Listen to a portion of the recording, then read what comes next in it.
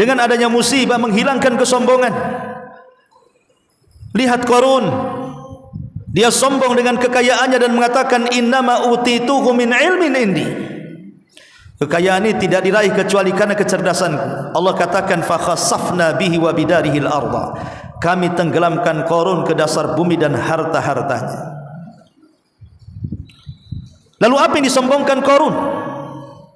Sebagaimana apa yang disombongkan orang-orang kaya yang sombong dengan kekayaannya. Sebagaimana orang-orang kaya yang menyombongkan dengan kendaraannya, yang menyombongkan dengan luas kebun dan sawahnya, yang menyombongkan dengan banyaknya uang miliaran bahkan triliunan di ATM-nya.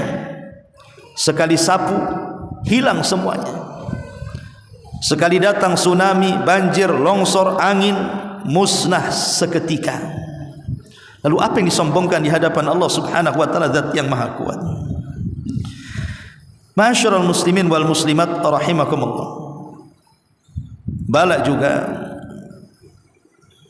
terkadang mengingatkan kita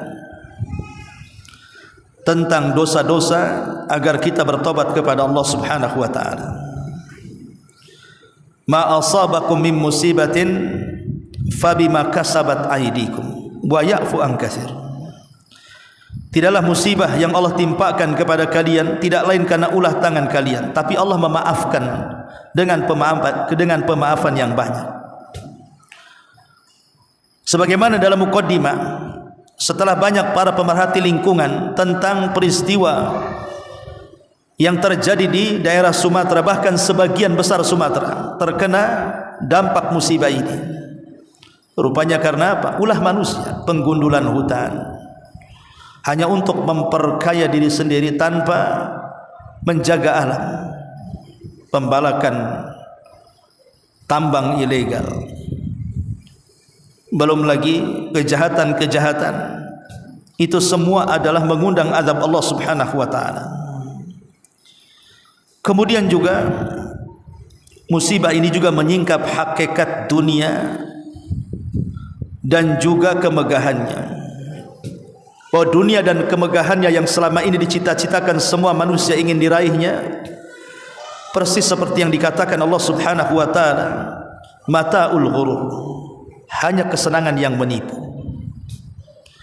Dunia ini kesenangan yang menipu, tidak kekal. Akhiratlah yang kekal.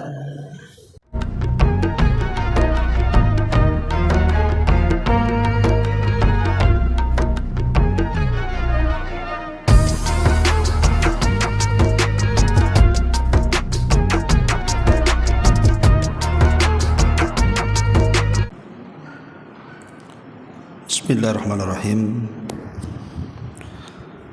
Assalamualaikum warahmatullahi wabarakatuh. Alhamdulillah wassalatu wassalamu ala Rasulillah wa ala alihi wa sahbihi wa mawalah wa la hawla wa la quwata illa billahi wa ba'du. Alhamdulillah, di siang hari ini kita bisa duduk berkumpul untuk bertolabul ilmi di Masjid Nidaul Ilmi. Dan tema di siang ini kita akan membahas tentang musibah yang baru-baru terjadi di negeri kita. Banjir dan tanah longsor yang terjadi di hampir sebagian besar tanah Sumatera. Kita tahu bahwa kalau kita melihat berita yang menginformasikan tentang bencana alam di negeri kita ini, akhir-akhir ini curah hujan yang sangat banyak sekali, ditambah angin yang menghembus kencang, mengakibatkan beberapa titik di negeri kita ini terjadi banjir hebat. bahkan disertai dengan tanah longsor yang membawa gelondongan kayu-kayu yang menghancurkan rumah-rumah warga. Tidak sedikit yang kemudian meninggal dunia, bahkan diperkirakan hampir 800 lebih korban jiwa dalam bencana alam ini. Belum orang-orang yang hilang yang belum ditemukan, entah berapa jumlahnya.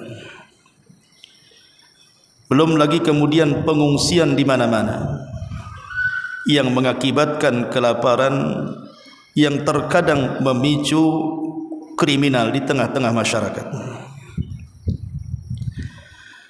Banyak analis yang kemudian berkomentar. Ada yang mengatakan kenapa bencana alam tahun ini begitu dahsyat, seolah-olah bagaikan tsunami yang menghantam tahun-tahun sebelumnya.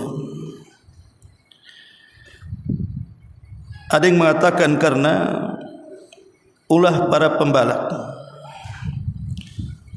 Belum lagi kemudian tambang-tambang yang merusak alam dan begitu seterusnya. Akhirnya kemudian dampak hujan ini bukan hanya menjadi nikmat bagi manusia, bahkan menjadi azab yang mengakibatkan banyak korban jiwa. Lalu siapa yang disalahkan di sini? Ma'asyiral muslimin yang dimuliakan Allah Subhanahu wa taala.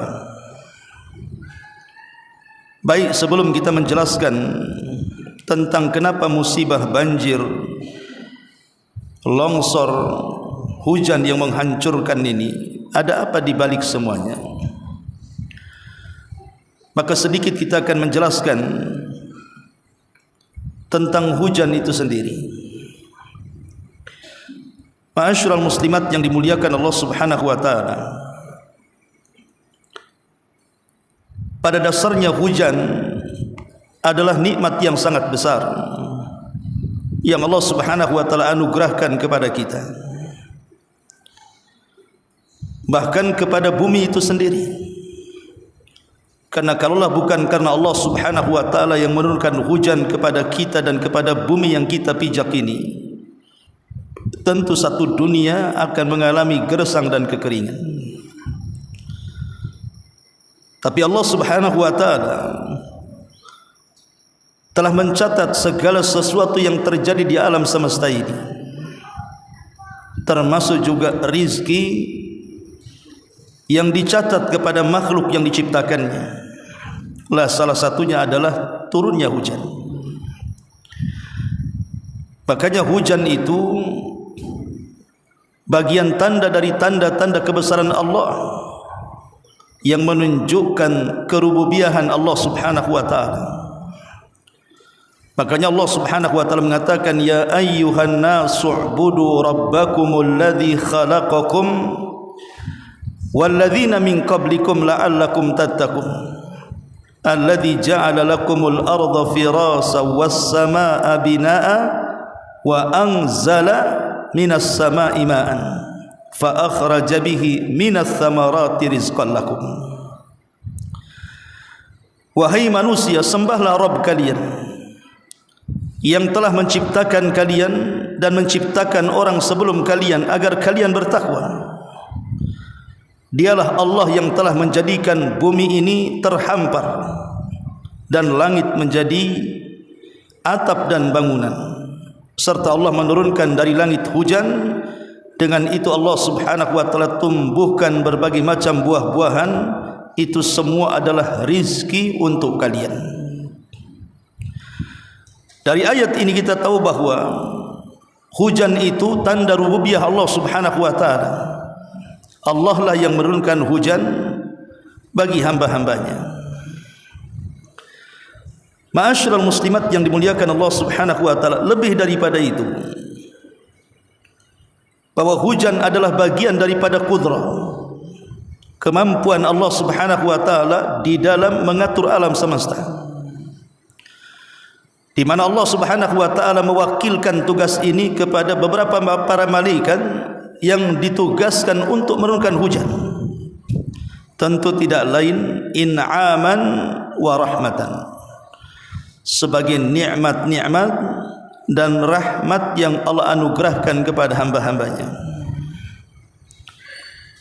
Ma'asyiral muslimat yang dimuliakan Allah Azza wa Jalla, meskipun demikian terkadang hujan juga bentuk istidraj bagi hamba-hambanya, di mana ada sebagian hamba Allah Subhanahu wa taala yang tidak tahu bersyukur kepada Allah Subhanahu wa taala, yang kufur dengan nikmat Allah Subhanahu wa taala, tapi masih juga diturunkan hujan kepada mereka.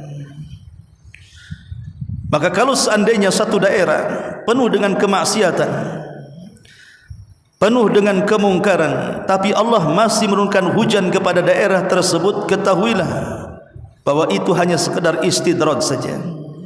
Allah sengaja menurunkan hujan sampai pada waktunya hujan itu bisa saja membahayakan mereka. Makanya Nabi SAW mengatakan, "Idza ra'aitallaha yu'til 'abda minad dunya 'ala ma'asihi ma yuhibbu fa innama huwa istidraj." Kalau engkau melihat Allah memberikan sebuah nikmat kepada hambanya, sementara hamba ini di atas kemaksiatan dan dia suka melakukan kemungkaran, maka nikmat yang Allah anugerahkan kepada mereka itu hanyalah istidraj. Boleh jadi sebuah daerah yang selama ini mendapatkan nikmat hujan, dengan hujan itu ladang-ladang mereka menjadi subur, sawah-sawah mereka menjadi subur, hutan-hutan juga kurang lebih seperti itu, padahal penduduknya tidak pernah bersyukur kepada Allah. Padahal penduduknya di atas kemaksiatan kepada Allah Azza wa Jalla. Ingat, satu hari hujan ini tidak lagi akan membawa nikmat, tidak lagi hujan ini akan membawa rahmat. Boleh jadi kebalikannya, hujan ini akan menimbulkan bencana alam yang merata. Makanya Allah Subhanahu wa taala mengatakan dalam surah Al-An'am ayat 44, "Falamma nasu ma dzukkiru bihi fatahna 'alaihim abwaaba kulli syai'in hatta idza farihu bima utu akhadnahum baghtatan fa idza hum mublisun." Ketika mereka sudah melupakan apa yang diingatkan kepada mereka, ketika mereka sudah melupakan apa yang diperingatkan kepada mereka, sudah tidak peduli lagi dengan perintah-perintah dan larangan Allah, sudah tidak dipedulikan lagi ajaran-ajaran Rasulullah, maka kami akan bukakan kepada mereka pintu-pintu segala sesuatu yang mereka bisa capai dari urusan dunia ini. Tapi ingat, hatta idza farihu, tapi ketika mereka di atas kesenangan, panen melimpah, buah-buahan di mana-mana,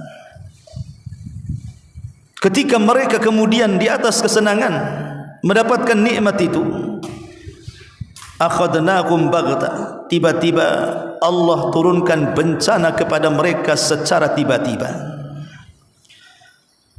tanpa mereka sadari. Tiba-tiba tengah malam datang longsor, datang banjir, datang angin, datang gempa, datang tsunami, dan musibah-musibah yang lain. Fa idzahum mublisun, tiba-tiba mereka hanya bisa terdiam berputus asa.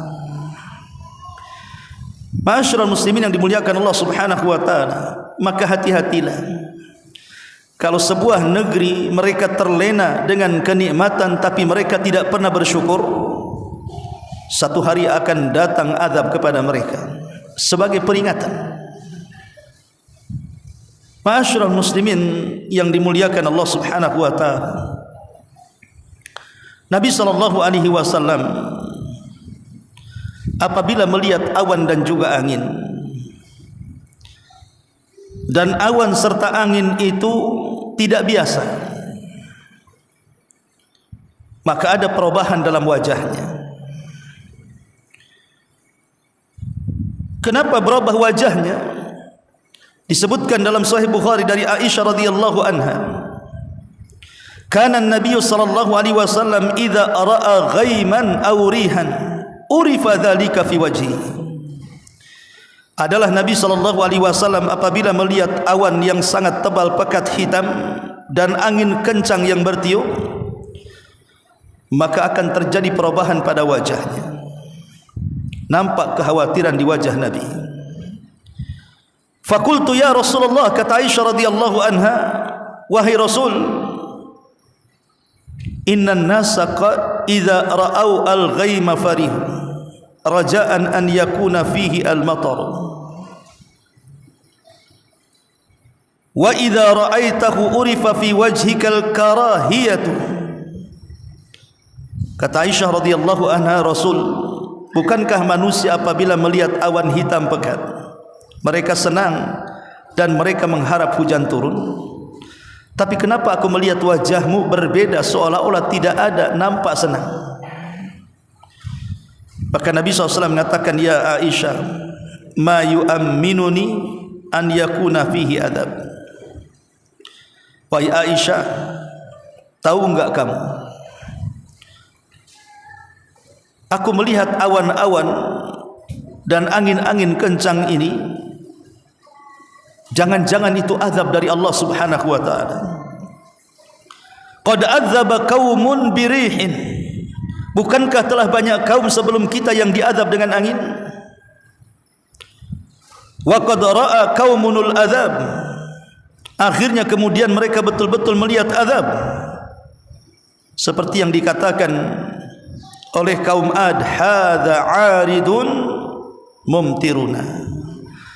Mereka sangka awan pekat itu adalah air hujan yang akan menghujani mereka, rupanya itu permulaan azab yang akan membinasakan kaum Ad.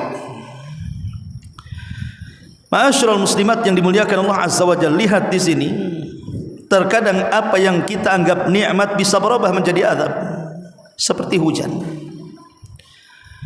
Yang selama ini orang bahagia dengan hujan dan orang tidak suka dengan adanya kekeringan, pacaklik dan semacamnya. Tapi siapa yang nyangka, rupanya hujan-hujan yang kita anggap itu sebuah nikmat berubah menjadi azab, meluluhlantakkan bukan hanya satu daerah, bukan hanya satu desa, 2, 3, bahkan kota pun dibinasakan. Ma'asyiral muslimat yang dimuliakan Allah Subhanahu wa taala, dari sini kita bertanya-tanya, musibah yang terjadi di negeri kita ini sebenarnya akibatnya apa? Kok bisa separah ini? Di dalam Al-Quran Allah Subhanahu wa taala sudah mengisyaratkan tepat di dalam surat Ar-Rum ayat 41. Allah Subhanahu wa taala berfirman, "Dhaharal fasadu fil barri wal bahri bima kasabat aydin nas liyudhiqahum ba'dal ladzi 'amilu la'allahum yarji'un." Telah tampak kerusakan di darat dan di lautan disebabkan perbuatan tangan manusia. Allah membuat mereka merasakan sebagian akibat dari perbuatan mereka, tentunya agar mereka kembali ke jalan yang benar, merenungkan kesalahan mereka.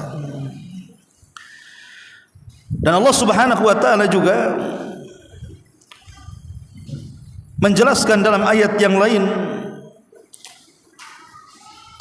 Allah Subhanahu wa taala mengatakan, wa lanabluwannakum bi syai'in minal khaufi wal ju'i wa naqsim minal amwali wal anfusi wath thamarat wa basyiris sabirin. Kami pasti akan mengujimu dengan sedikit ketakutan, kelaparan, kekurangan harta, hilangnya jiwa, punahnya buah-buahan. Sampaikanlah wahai Muhammad kabar gembira kepada mereka orang-orang yang sabar menghadapi ujian. Ma'asyiral muslimat yang dimuliakan Allah Subhanahu wa taala, dua ayat ini ingin menjelaskan kepada kita bahwa terkadang musibah ini terjadi karena tangan-tangan manusia itu sendiri. Jadi ada sebagian musibah itu yang diakibatkan karena ulah manusia. Walaupun kita tidak menafikan ada ujian itu yang memang Allah Subhanahu wa taala turunkan sendiri untuk menguji hamba-hambanya. Tapi yang namanya di dunia ini pasti ada yang namanya sebab akibat. Kenapa terjadi banjir akhir-akhir ini? Longsor di mana-mana, bahkan separuh Sumatera kalau saya katakan demikian, hampir luluh lantah. Ada yang tenggelam dengan lumpur rumahnya. Ada yang diterjang rumahnya sampai roboh kemudian mengakibatkan orang-orangnya binasa. Ada yang terbawa hanyut banjir sehingga tidak ditemukan sampai sekarang. Ada yang tertanam lumpur entah kemana orangnya. Bahkan sampai hari ini banyak orang-orang yang belum ditemukan akibat terseret banjir dan tertimbur lumpur. Anehnya, banyak kayu-kayu yang melintang di mana-mana, yang merusak, yang dibawa banjir kemudian merusak bangunan-bangunan, baik yang kokoh ataupun yang rapuh. Pertanyaannya, dari mana kayu-kayu ini? Kenapa sebanyak itu? Makanya ada sebagian pemerhati lingkungan mengatakan bahwa di antara sebab terbesar terjadi bencana alam ini karena ulah perbuatan manusia. Tambang-tambang ilegal, pembalakan-pembalakan hutan dan yang semacamnya yang sudah terjadi bertahun-tahun lamanya. Allah Subhanahu wa taala ingin menggerakkan tentaranya berupa alam semesta ini untuk memunculkan kuasanya, bahwa Allah Maha Kuasa. Sehebat apapun manusia itu menggali nikmat Allah Subhanahu wa taala, sehingga mereka merasa sudah kaya raya dengan perbuatan mereka. Ingat, dunia ini kalau Allah Subhanahu wa taala berkehendak bisa saja Allah hancurkan dalam sekejap. Lihat rumah-rumah megah yang berdiri diterjang oleh banjir, lumpur dan longsor, lenyap seketika. Di mana rumah itu?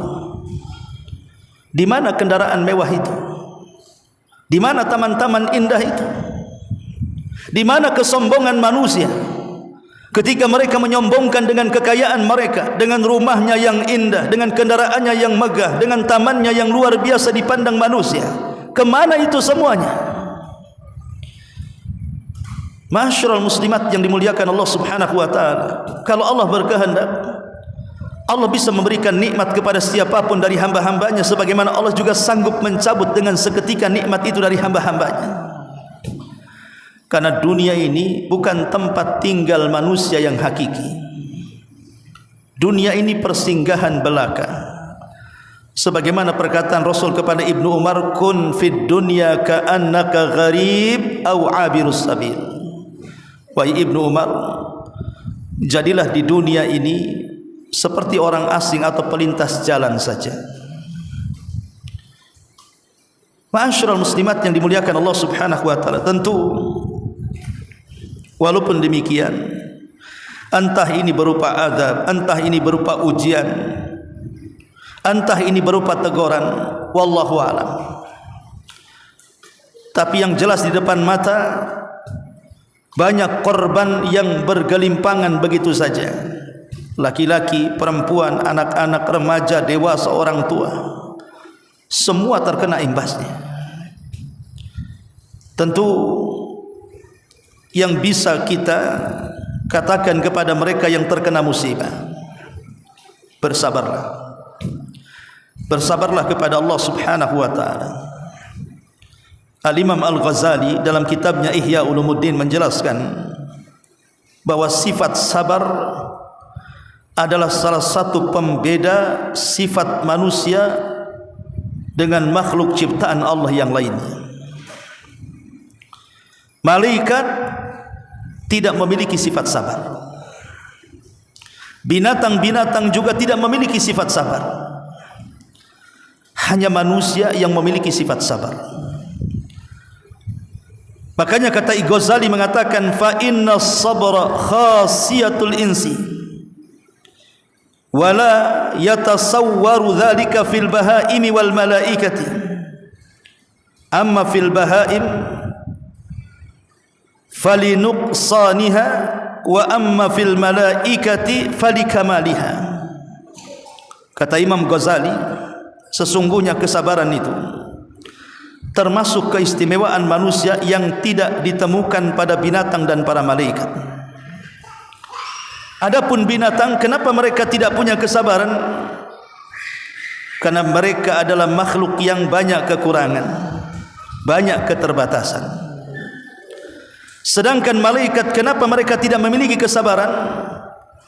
Karena terlalu sempurna bagi para malaikat untuk memiliki sifat sabar, sehingga sabar ini hanya dimiliki manusia. Maka bersabarlah wahai saudara-saudaraku yang terkena musibah, karena alamat seorang mukmin sebagaimana disabdakan Nabi SAW, ajaban li amril mu'min, inna amrahu kullahu khairun wa laysa dhalika li ahadin illa li mu'min, in asabathu sarra syakara fakana khairan lahu wa in asabathu dharra sabara fakana khairan lahu. Betapa mengagumkannya kondisi seorang mukmin, kata Nabi. Sesungguhnya dalam kondisi apapun mereka menganggap perkaranya baik. Jikalau mereka ditimpakan sebuah kesenangan, mereka bersyukur dan syukur baik bagi mereka. Jika mereka ditimpakan sebuah madarat, kesulitan hidup, maka mereka bersabar dan sabar baik untuk mereka. Dan dua-duanya bagi seorang mukmin adalah kebaikan. Baik nikmat ataupun musibah, bagi seorang mukmin dua-duanya kebaikan. Ma'asyiral muslimat yang dimuliakan Allah Subhanahu wa taala, bukankah iman itu terbagi menjadi dua? Separuhnya sabar dan separuhnya syukur. Sebagaimana yang dikatakan oleh Imam Al-Baihaqi dalam kitab Syu'abul Iman, al-imanu nisfani, nisfun fis sabri wa nisfun fis syukri. Iman itu memiliki dua bagian. Satu bagian kesabaran dan bagian yang lainnya adalah bersyukur. Ma'asyiral muslimat yang dimuliakan Allah Subhanahu wa taala, maka kalau seandainya di antara kita ada saudara-saudara kita yang ada di Sumatera sana, Sumatera Barat, Padang, Medan dan yang semacamnya, yang terkena imbas daripada bencana alam ini, maka hibur mereka agar mereka tetap sabar dan terus mengharap rahmat Allah Subhanahu wa taala. Jangan putus asa. Dan bagi kita yang tidak terkena musibah di sini, jangan merasa aman dari makar Allah Subhanahu wa taala. Jangan katakan itu kan banjir ada di Padang, ada di Medan. Ya, betul. Memang musibah sekarang berada di bagian mereka. Bukan berarti Allah tidak sanggup mengirim itu ke tempat kita. Maka jangan merasa aman dari makar Allah Subhanahu wa taala. Hendaklah kalau kita melihat saudara-saudara kita terkena musibah, jadikan musibah yang menimpa saudara kita pelajaran bagi hidup kita. Bukankah Allah yang mengatakan wa ma nursilu bil ayati illa takhwifa? Tidaklah kami mengutus tanda-tanda kuasa kami, kata Allah, dalam rangka menakut-nakuti hambanya. Maka kita yang jauh di sini dari musibah, semakinlah berdekat kepada Allah Subhanahu wa taala. Semakin mendekatkan diri kepada Allah Subhanahu wa taala, dan jangan pernah aman dari makar Allah Subhanahu wa taala. Karena lihat kebanyakan musibah yang terjadi di negeri kita ini persis seperti yang dikatakan Allah. Musibah itu datang di malam hari saat manusia terlena tidur. Bahkan terkadang walaupun datang di siang hari saat manusia terlena mengejar dunia. Ya, karena Allah Subhanahu wa taala kalau mengirim bencana ini tanpa sepengetahuan manusia untuk menunjukkan rububiyah Allah Subhanahu wa taala. Dan itu kita bisa saksikan di negeri kita kan. Lihat bagaimana tsunami, bagaimana gempa, bagaimana banjir setiap tahunnya. Terkadang datang di waktu-waktu kelalaian manusia. Di waktu-waktu manusia lalai mendekati subuh, pas enak-enaknya tidur, tiba-tiba datang bencana. Pas enak-enaknya mencari kerja, mengejar dunia, lalai dia, tiba-tiba datang pula bencana. Ma'asyiral muslimat yang dimuliakan Allah Azza wa Jalla, maka jangan pernah lengah dan jangan pernah membiarkan musibah itu berlalu tanpa mengambil hikmah di balik musibah itu. Lalu apa hikmahnya? Kenapa musibah itu beruntun datang di negeri kita ini, dan bukan hanya memakan jiwa 1-2 orang, bahkan sampai ratusan, bahkan sampai ribuan. Pertama, tahqiq al-ubudiyyati lillah. Dengan adanya musibah, kita semakin mewujudkan penghambaan kita kepada Allah Subhanahu wa taala. Kita ini hamba. Bisa apa kita di hadapan Rabb kita? Kita tidak punya kemampuan apapun di hadapan Tuhan kita. Buktinya tidak ada yang sanggup mencegah bencana. Tidak ada yang sanggup mencegah atau menangkal bencana. Apabila bencana datang, siapa yang sanggup mencegahnya? Kita ini hamba berhadapan dengan Rabb yang sangat kuat, tidak ada apa-apanya. Maka buktikan kehambaan kita kepada Allah Subhanahu wa taala. Yang kedua, terkadang musibah ini kafaratun lidzunub, bisa menghapuskan dosa-dosa kita. Disebutkan dalam hadis, Nabi SAW mengatakan, ma yazalul bala'u bil mu'min wal mu'minati fi nafsihi wa waladihi wa malihi hatta yalqallaha wa ma alaihi khati'ah. Senantiasa bala akan menimpa seorang mukmin laki-laki dan perempuan, baik terhadap diri, anak dan keluarga serta harta, sampai dia akan mendapati Allah Subhanahu wa taala dan tidak memiliki dosa sama sekali. Dari sini kita tahu bahwa terkadang bencana itu bagi orang yang beriman bisa saja dalam bentuk kafarah. Mungkin sebelum-sebelumnya kita banyak dosa yang mengundang murka Allah, kita tidak tahu. Maka dengan cara Allah Subhanahu wa taala mengirimkan bencana ini bagi seorang mukmin, bisa kita yakini bahwa boleh jadi Allah sedang membuat kafarah untuk dosa-dosa kita. Atau yang ketiga, husulul ajri wa rif'atud darajah. Bisa saja dengan bencana ini mendatangkan pahala dan boleh jadi mengangkat derajat. Bukankah Rasul yang mengatakan, ma yusibul mu'min min syaukatin fama fawqaha illa rafa'ahu Allahu biha darajah au khatta anhu biha khati'ah. Tidaklah seorang mukmin diberikan musibah walaupun hanya sekedar terinjak duri atau mungkin di atas itu, kecuali Allah Subhanahu wa taala akan mengangkat derajat dan menghapuskan kesalahan. Boleh jadi bagi warga Padang yang terkena musibah, Medan dan sekitarnya, boleh jadi Allah Subhanahu wa taala sedang mengangkat derajat mereka, sedang mengumpulkan pahala untuk mereka. Karena kalau tidak ada musibah, tidak ada yang disebut dengan sabar. Kalau tidak ada musibah, mau sabar dari apa? Dengan adanya musibah ini muncullah akhlak sabar. Sabar dengan ketentuan Allah Subhanahu wa taala dan keputusannya. Innama yuwaffas sabiruna ajrahum bighairi hisab. Sesungguhnya Allah Subhanahu wa taala akan memberikan pahala bagi orang-orang yang sabar tanpa batas. Kemudian yang keempat, al-bala darsun min durusit tauhid wal imani wat tawakkul. Yang namanya bencana ini bagi seorang mukmin adalah pelajaran dari pelajaran-pelajaran tauhid, pelajaran iman dan pelajaran tawakal. Adapun pelajaran tauhid, bahwa tidak ada yang sanggup menimpakan musibah kecuali Allah Subhanahu wa taala. Sebagaimana tidak ada yang memberikan nikmat kecuali Allah Subhanahu wa taala. Kalau Allah Subhanahu wa taala sudah menghendaki adanya musibah, satu dunia menghalanginya, tidak ada yang sanggup untuk menghalanginya. Sebagaimana kalau Allah sudah turunkan nikmat, satu dunia menghalanginya, tidak ada yang sanggup menghalangi nikmat yang Allah anugerahkan kepada hamba-hambanya. Inilah pelajaran tauhid. Adapun pelajaran iman, maka jangan-jangan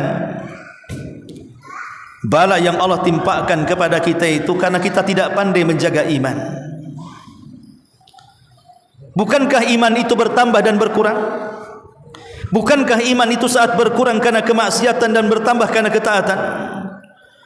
Coba berfikir, jangan-jangan iman kita ini tidak dipupuk dengan baik sehingga kita banyak melakukan kemaksiatan sehingga turun iman drastis, bahkan sampai mengalami kehilangan iman.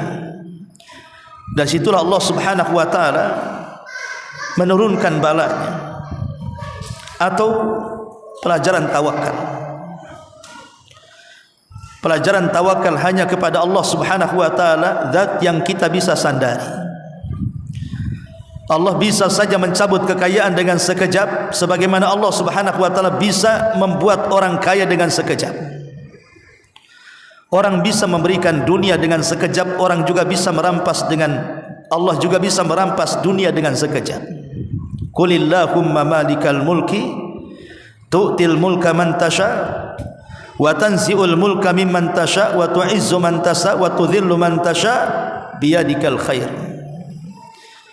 Qulillahumma malikal mulki. Katakan, Allah lah yang memberikan kerajaan. Allah berhak memberikan kerajaan, Allah berhak mencabut kerajaan. Allah berhak memuliakan seseorang, Allah berhak menghinakan seseorang. Semua di tangan Allah Subhanahu wa taala. Ma'asyiral muslimin wal muslimat rahimakumullah. Kemudian pelajaran yang selanjutnya, pelajaran ini juga, kenapa musibah itu ditimpakan Allah kepada kita, supaya hati-hati kita ini terhindar dari sifat ujub dan takabur. Jangan pernah merasa besar, karena di sana ada zat yang paling besar. Jangan pernah merasa sombong, karena di sana ada zat yang paling sombong. Jangan merasa kurang ajar, karena di sana ada zat yang bisa melakukan segalanya kepada kita. Dengan adanya musibah menghilangkan kesombongan. Lihat Qarun, dia sombong dengan kekayaannya dan mengatakan innama utituhu min ilmin indi.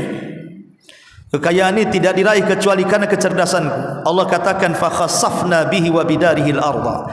Kami tenggelamkan Qarun ke dasar bumi dan harta-hartanya. Lalu apa yang disombongkan Qarun? Sebagaimana apa yang disombongkan orang-orang kaya yang sombong dengan kekayaannya. Sebagaimana orang-orang kaya yang menyombongkan dengan kendaraannya, yang menyombongkan dengan luas kebun dan sawahnya, yang menyombongkan dengan banyaknya uang miliaran bahkan triliunan di ATM-nya. Sekali sapu hilang semuanya. Sekali datang tsunami, banjir, longsor, angin, musnah seketika.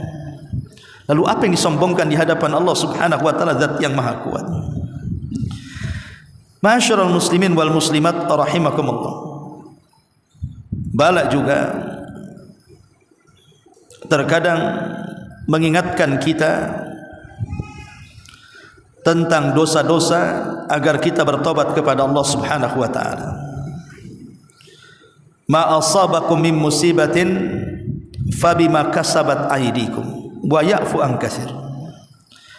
Tidaklah musibah yang Allah timpakan kepada kalian tidak lain karena ulah tangan kalian, tapi Allah memaafkan dengan pemaafan yang banyak.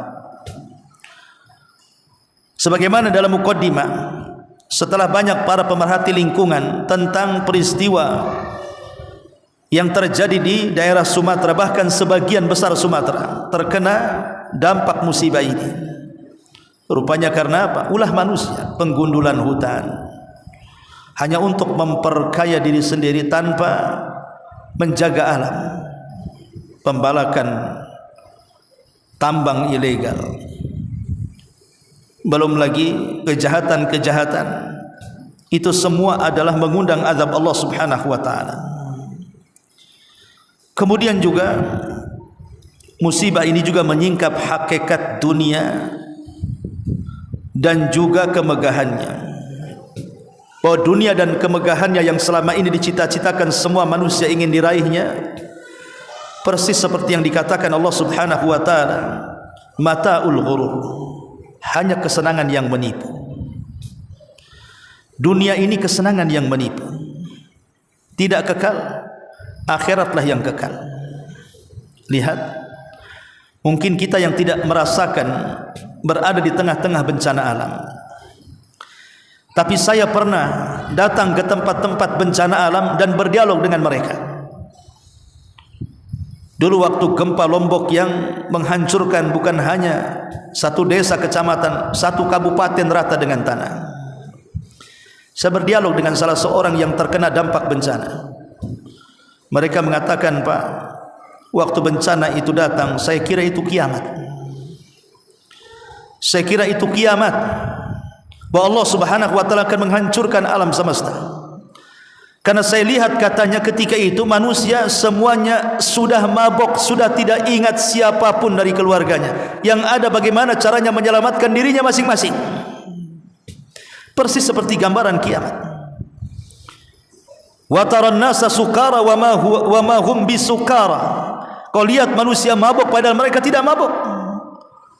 Karena saat-saat kondisi seperti itu memang manusia seperti orang mabok padahal tidak mabok, tidak kenal anaknya, tidak kenal pasangannya, tidak kenal orang tuanya. Kalau sudah terjadi bencana, macam mana caranya menyelamatkan dirinya masing-masing. Bahkan tidak peduli dengan hartanya, dengan rumah yang sudah bertahun-tahun dibangunnya, dengan uang yang seumur-umurnya disimpannya, dengan perhiasan barang-barang mewah yang tersimpan dalam rumahnya, sudah tidak peduli, hancur-hancur.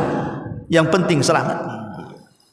Dari sini ada pelajaran bahwa kalau terjadi musibah ini menyingkap segala-galanya tentang hakikat dunia dan kemegahannya, bahwa itu semua adalah mata'ul ghurur, kenikmatan yang menipu saja. Ma'asyiral muslimat yang dimuliakan Allah Subhanahu wa taala. Dan juga musibah ini terkadang mengingatkan kepada kita tentang anugerah nikmat Allah Subhanahu wa taala. Nikmat yang belum kita syukuri. Karena begini, Bu, ya, orang itu terkadang baru merasakan nikmat kalau sudah merasakan kebalikan daripada nikmat. Contoh, orang baru bisa merasakan nikmat melihat kalau dia pernah buta. Orang baru bisa merasakan nikmat mendengar kalau dia pernah tuli. Orang bisa merasakan nikmat bicara kalau dia pernah bisu. Orang baru bisa menikmati nikmatnya kedua kaki bisa melangkah kalau dulunya pernah dia pincang. Dan begitu seterusnya. Yang ingin saya katakan adalah, jangan kemudian menunggu kebalikannya datang. Kalau hari ini kita diberikan nikmat aman, terutama di Batam ini, tidak seperti yang terjadi di Sumatera Barat atau Medan dan sekitarnya, maka nikmat aman ini syukuri dengan cara banyak-banyak beribadah kepada Allah Subhanahu wa taala. Karena la in syakartum la azidannakum wa la in kafartum inna adzabi lasyadid. Kalau kalian banyak-banyak bersyukur maka aku tambah nikmatku, tapi kalau kalian kufur maka ingat azabku sangat pedih. Ma'asyiral muslimat yang dimuliakan Allah Azza wa Jalla, dan tentunya banyak lagi hikmah-hikmah di balik musibah. Tapi yang jelas bahwa pelajaran berharga yang bisa kita dapat dari musibah kepada saudara-saudara kita yang ada di Padang, Medan dan sekitarnya. Semoga Allah Subhanahu wa taala memberikan ketabahan kepada mereka, kesabaran kepada mereka, dan Allah Subhanahu wa taala memulihkan kembali kondisi mereka. Adapun yang kemudian meninggal dan mereka orang baik serta orang yang beriman, semoga dengan meninggal di atas banjir itu dianggap syahid.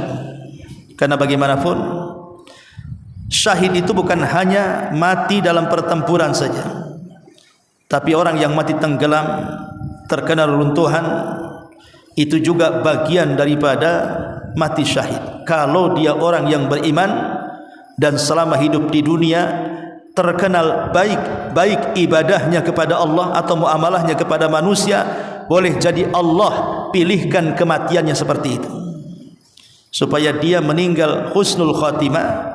Salah satu dari orang-orang yang mati syahid meninggal karena tenggelam atau karena terkena reruntuhan. Adapun orang-orang ahli maksiat yang mungkin rumahnya tersapu, yang mungkin hartanya habis, mudah-mudahan ini sebuah pelajaran bagi mereka. Jangan melakukan maksiat lagi, karena maksiat bagaimanapun mengundang azab Allah Subhanahu wa taala bagi mereka. Adapun kita yang menyaksikan di sini, jadikan itu pelajaran besar. Jangan pernah merasa aman dari azab Allah Subhanahu wa taala. Terus tingkatkan ibadah kita kepada Allah dan berdoa kepada Allah Subhanahu wa taala semoga kita dijauhkan dari bencana alam yang merata ini.